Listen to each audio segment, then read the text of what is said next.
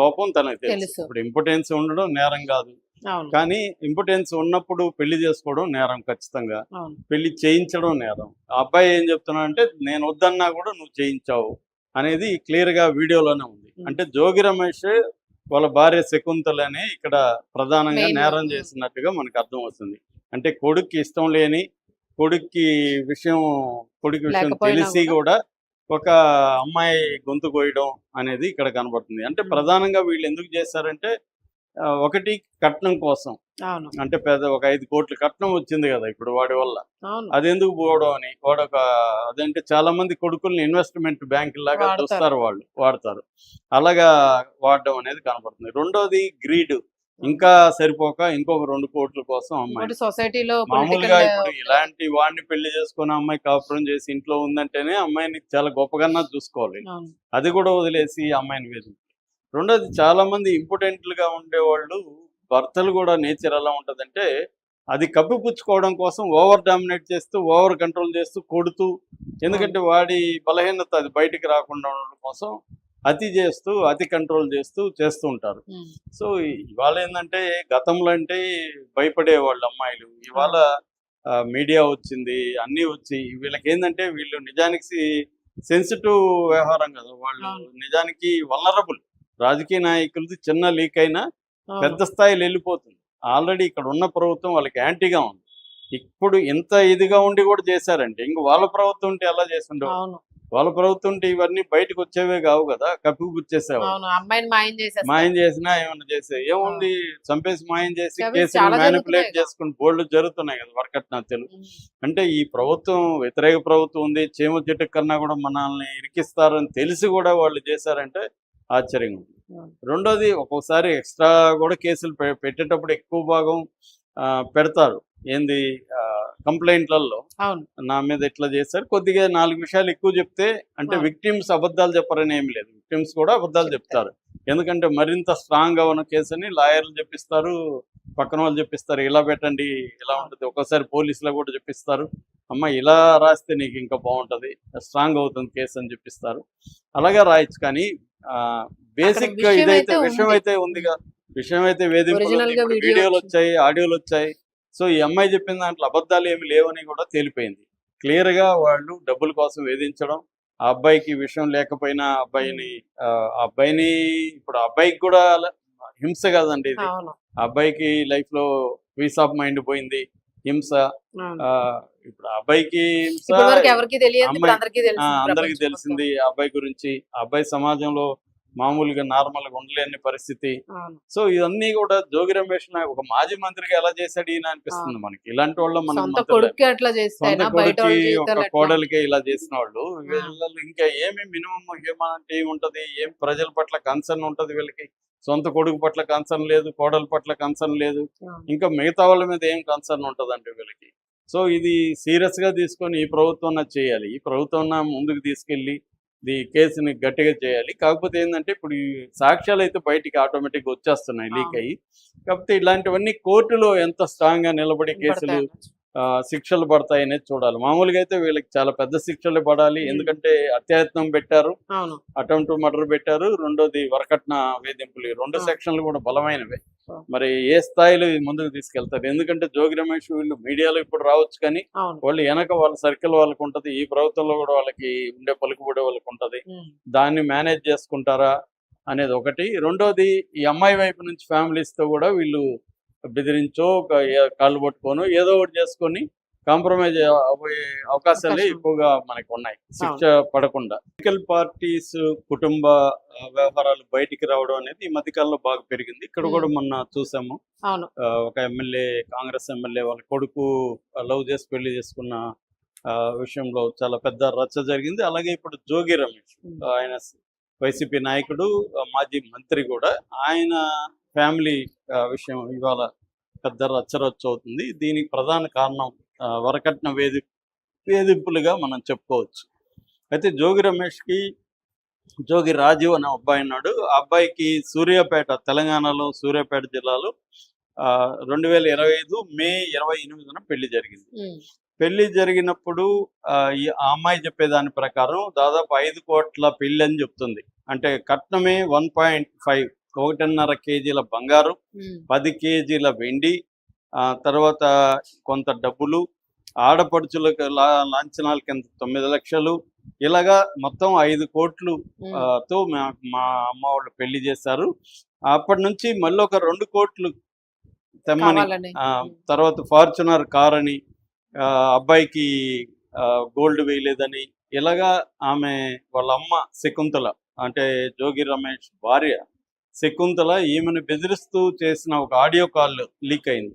Audio కాల్లో క్లియర్గా ఆమె బెదిరిస్తుంది, నువ్వు 2 కోట్లు తీసుకురా మీ ఇంట్లో నుంచి, మా కొడుకు ఏం పెట్టలేదు అంటుంటే, కోడలు మేఘన ఫోన్లో చెప్తుంది, మీ కొడుక్కి మేము గోల్స్ చేయించాము, నిశ్చితార్థానికి బ్రేస్లెట్ కూడా ఇచ్చాము, ప్లస్ అన్నీ ఇచ్చాం కదా, మళ్ళీ ఇంకా ఎందుకు ఇది చేస్తున్నారని ఈమె అంటుంది. అలాగే భర్త రాజీవ్తో కూడా ఒక ఆడియో కాల్ వైరల్ అయింది. అందులో భర్త ఏం చెప్తున్నాడంటే, అసలు నాకు విషయం లేదని నేను ముందే చెప్పాను, అయినా మా నాన్న ఒప్పుకోలేదు, పెళ్లి చేశాడని అంటున్నాడు. ఆమె ఇచ్చిన ఎన్టీఆర్ జిల్లా ఇబ్రహీంపట్నం పోలీస్ స్టేషన్లో ఇచ్చిన కంప్లైంట్లో కూడా భర్త సంస్థానానికి పనికిరాడు, ఇంపార్టెంట్, అందుకని కూడా నన్ను టార్చర్ పెడతా ఉన్నారు, వచ్చిన రోజు నుంచి టార్చరే చూపిస్తున్నారు అనేది ఆమె చేసింది. సో ఆమె కంప్లైంట్లో ఏంటంటే, 1 వరకట్న వేధింపులు, 2 హత్యాయత్నాలు కూడా ఒకసారి చేయలేదు. ఒకసారి గోవాకి వెళ్ళినప్పుడు అక్కడ బోట్లో నుంచి తోసేయడానికి, నీళ్ళలో తోసేయడానికి భర్త వీళ్ళు మరిది వాళ్ళు ట్రై చేస్తారని చెప్తుంది. మరొకసారి హైదరాబాద్ నార్సింగ్ జిల్లాలో ఒక ఫామ్ హౌస్ తీసుకుపోయి అక్కడ ఈ జోగి రమేష్ వాళ్ళ బ్రదర్ రాము, ఇంకొక వ్యక్తి స్వామి, ఇద్దరు కలిసి ఈమెను డాబా మీద నుంచి కిందకి పడేయాలని ట్రై చేశారు. అప్పుడు నేను పెనుగులాడి తప్పించుకున్నానని చెప్తుంది. అలాగే ఇంకొకసారి ముఖం మీద దిండు పెట్టి జోగి రమేషే చంపాలని ట్రై చేశాడు, నేను నిద్రలో ఉంటే చంపాలనుకుంటే నేను మేల్కొనేసి ఫైట్ చేసి బయటకు వచ్చాను, అరుస్తా అని చెప్పింది.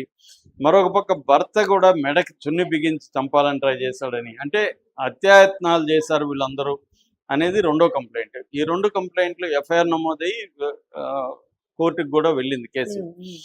ఇది జరుగుతుంది. ఇప్పుడు ఈ ఆడియోలు లేటెస్ట్గా సంచలనం. అంటే ఇక్కడ ఓవరాల్గా మనకు అర్థమవుతుండేది ఏమంటే 3 విషయాలు. 1, ఈ అబ్బాయి ఇంపార్టెంట్ అని వాళ్ళ నాన్నకి చెప్పినా కూడా పెళ్లి చేయడం. ఆ అబ్బాయి కూడా ఇంకొక వీడియో కూడా బయటకు వచ్చింది. ఈ వీడియో ఏంటంటే, ఈ గొడవలు జరుగుతున్నప్పుడు వాళ్ళ కుటుంబం వీళ్ళ కుటుంబం పంచాయతీలు చేశారు, అమ్మాయి కుటుంబం అబ్బాయి కుటుంబం పంచాయతీలు చేసినప్పుడు ఈ అబ్బాయి సడన్ గా ఫ్లేర్ అప్ అయిపోయి వాళ్ళ నాన్న మీద అరుస్తున్నాడు. మీరు నాకు ఇష్టం లేదని ఫోటో చూసినప్పుడే చెప్పాను, ఈ అమ్మాయి సో ఈ వద్దని చెప్పాను, నాకు చూసినప్పుడే నాకు వద్దనుకున్నాను, నీకు చెప్తే నువ్వు వినలేదు, నువ్వు 10 మందిని తీసుకొచ్చి నన్ను బ్రెయిన్ వాష్ చేసి పెళ్లి చేయించావని అరుస్తున్నాడు నాన్న మీద. అంటే క్లియర్గా ఏంటంటే, ఈ అబ్బాయికి పెళ్లి అంటే ఇష్టం లేదు, ఎందుకంటే తన లోపం తనకు తెలుసు. ఇప్పుడు ఇంపార్టెన్స్ ఉండడం నేరం కాదు, కానీ ఇంపార్టెన్స్ ఉన్నప్పుడు పెళ్లి చేసుకోవడం నేరం ఖచ్చితంగా, పెళ్లి చేయించడం నేరం. ఆ అబ్బాయి ఏం చెప్తున్నా అంటే, నేను వద్దన్నా కూడా నువ్వు చేయించావు అనేది క్లియర్గా వీడియోలోనే ఉంది. అంటే జోగి రమేష్ వాళ్ళ భార్య శకుంతలని ఇక్కడ ప్రధానంగా నేరం చేసినట్టుగా మనకు అర్థమవుతుంది. అంటే కొడుక్కి ఇష్టం లేని, కొడుక్కి విషయం తెలిసి కూడా ఒక అమ్మాయి గొంతు కోయడం అనేది ఇక్కడ కనబడుతుంది. అంటే ప్రధానంగా వీళ్ళు ఎందుకు చేశారంటే, 1 కట్నం కోసం, అంటే ఒక 5 కోట్ల కట్నం వచ్చింది కదా ఇప్పుడు వాడి వల్ల, అది ఎందుకు పోవడం అని వాడొక అదంటే చాలా మంది కొడుకుల్ని ఇన్వెస్ట్మెంట్ బ్యాంక్ లాగా చూస్తారు, వాళ్ళు వాడతారు, అలాగా వాడడం అనేది కనబడుతుంది. 2వది గ్రీడ్, ఇంకా సరిపోక ఇంకొక 2 కోట్ల కోసం అమ్మాయి సొసైటీలో మామూలుగా ఇప్పుడు ఇలాంటి వాడిని పెళ్లి చేసుకున్న అమ్మాయి కాపురం చేసి ఇంట్లో ఉందంటేనే అమ్మాయిని చాలా గొప్పగా చూసుకోవాలి, అది కూడా వదిలేసి అమ్మాయిని వేసి. 2వది చాలా మంది ఇంపార్టెంట్లుగా ఉండేవాళ్ళు భర్తలు కూడా నేచర్ ఎలా ఉంటుందంటే, అది కప్పిపుచ్చుకోవడం కోసం ఓవర్ డామినేట్ చేస్తూ, ఓవర్ కంట్రోల్ చేస్తూ, కొడుతూ, ఎందుకంటే వాడి బలహీనత అది బయటికి రాకుండా ఉండడం కోసం అతి కంట్రోల్ చేస్తూ ఉంటారు. సో ఇవాళ ఏంటంటే, గతంలో అంటే భయపడేవాళ్ళు అమ్మాయిలు, ఇవాళ మీడియా వచ్చింది, అన్నీ వచ్చి వీళ్ళకి ఏంటంటే, వీళ్ళు నిజానికి సెన్సిటివ్ వ్యవహారం కదా, వాళ్ళు నిజానికి వల్నరబుల్. రాజకీయ నాయకులది చిన్న లీక్ అయినా పెద్ద స్థాయిలో వెళ్ళిపోతుంది. ఆల్రెడీ ఇక్కడ ఉన్న ప్రభుత్వం వాళ్ళకి యాంటీగా ఉంది. ఇప్పుడు ఇంత ఇదిగా ఉండి కూడా చేశారంటే ఇంక వాళ్ళ ప్రభుత్వం ఉంటే ఎలా చేస్తుండవు. వాళ్ళ ప్రభుత్వం ఉంటే ఇవన్నీ బయటకు వచ్చేవే కావు కదా, కప్పిపుచ్చేసేవాళ్ళు. అవును. అమ్మాయిని మాయం చేసేస్తారు. మాయం చేసినా ఏమన్నా చేసే ఆ! ఏముంది, చంపేసి మాయం చేసి అవి కేసుని చాలా మ్యానిపులేట్ జరుగుతున్నాయిగా. చేసుకుని బోల్డ్ జరుగుతున్నాయి కదా వరకట్నాలు. హ్మ్.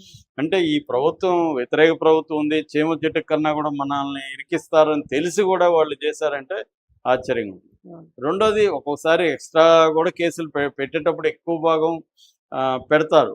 ఏంది కంప్లైంట్లలో అవును. నా మీద ఇట్లా చేశారు, కొద్దిగా 4 విషయాలు ఎక్కువ చెప్తే, అంటే అవును. విక్టిమ్స్ అబద్ధాలు చెప్పరని ఏమి లేదు, విక్టిమ్స్ కూడా అబద్ధాలు చెప్తారు. చెప్తారు. ఎందుకంటే మరింత స్ట్రాంగ్గా ఉన్న కేసుని లాయర్లు చెప్పిస్తారు, పక్కన వాళ్ళు చెప్పిస్తారు, ఇలా పెట్టండి ఇలా అవును. ఉంటుంది. ఒక్కోసారి పోలీసులు కూడా చెప్పిస్తారు, అమ్మ ఇలా రాస్తే నీకు ఇంకా బాగుంటుంది, స్ట్రాంగ్ అవుతుంది కేసు అని చెప్పిస్తారు. అలాగే రాయొచ్చు, కానీ అక్కడ బేసిక్ విషయం ఇదైతే అయితే విషయం ఉంది. అయితే ఉందిగా. విషయం అయితే వేధింపులు ఉంది, ఒరిజినల్‌గా ఇప్పుడు వీడియో వీడియోలు వచ్చింది. వచ్చాయి, ఆడియోలు వచ్చాయి. సో ఈ అమ్మాయి చెప్పిన దాంట్లో అబద్ధాలు ఏమి లేవని కూడా తేలిపోయింది. క్లియర్‌గా వాళ్ళు డబ్బుల కోసం వేధించడం, ఆ అబ్బాయికి విషయం లేకపోయినా హ్మ్. ఆ అబ్బాయిని ఇప్పుడు ఆ అబ్బాయికి కూడా హింస కాదండి ఇది. అవును. ఆ అబ్బాయికి లైఫ్‌లో పీస్ ఆఫ్ మైండ్ పోయింది, హింస. అవును. ఇప్పుడు ఆ అబ్బాయికి హింస, ఇప్పటి వరకు ఎవరికీ తెలియనిది ఇప్పుడు అమ్మాయి అందరికీ తెలిసింది అందరికి ప్రపంచం మొత్తం. తెలిసింది ఆ అబ్బాయి గురించి. ఆ అబ్బాయి సమాజంలో మామూలుగా నార్మల్‌గా ఉండలేని పరిస్థితి. అవును. సో ఇవన్నీ కూడా జోగి రమేష్ ఒక మాజీ మంత్రిగా ఎలా చేశాడు ఈయన అనిపిస్తుంది అవును. మనకి. ఇలాంటి వాళ్ళ మనకి సొంత మంత్రులు కొడుక్కి అట్లా చేస్తే సొంత అయినా బయట కొడుక్కి వాళ్ళ ఒక జీవితాలు ఎట్లా ఉంటాయి? కోడలికే ఇలా చేసిన వాళ్ళు, ఆ! వీళ్ళలో ఇంకా ఏమి మినిమం హ్యూమానిటీ ఉంటది, ఏం ప్రజల పట్ల కన్సర్న్ ఉంటది వీళ్ళకి? సొంత కొడుకు పట్ల కన్సర్న్ లేదు, కోడల పట్ల కన్సర్న్ లేదు, అవును. ఇంకా మిగతా వాళ్ళ మీద ఏం కన్సర్న్ ఉంటదండి వీళ్ళకి? సో ఇది సీరియస్‌గా తీసుకొని ఈ ప్రభుత్వం చేయాలి. ఈ ప్రభుత్వం ముందుకు తీసుకెళ్ళి ఈ కేసుని గట్టిగా చేయాలి. కాకపోతే ఏందంటే ఇప్పుడు ఈ సాక్ష్యాలైతే బయటికి ఆటోమేటిక్‌గా వచ్చేస్తున్నాయి లీక్ అవును. అయ్యి. కాకపోతే ఇలాంటివన్నీ కోర్టులో ఎంత స్ట్రాంగ్‌గా నిలబడి కేసులు పడతాయనొచ్చు. శిక్షలు పడతాయనేది చూడాలి. మామూలుగా అయితే వీళ్ళకి చాలా పెద్ద శిక్షలు పడాలి. హ్మ్. ఎందుకంటే అత్యాయత్నం పెట్టారు, అవును. అటెంప్ట్ టు మర్డర్ పెట్టారు, రెండోది వరకట్న వేధింపులు. ఈ 2 ఆ! సెక్షన్లు కూడా బలమైనవే. ఆ! మరి ఏ స్థాయిలో ఇది ముందుకు తీసుకెళ్తారు? ఎందుకంటే జోగి రమేష్ వీళ్ళు మీడియాలో ఇప్పుడు రావచ్చు కానీ అవును. వాళ్ళు వెనక వాళ్ళ సర్కిల్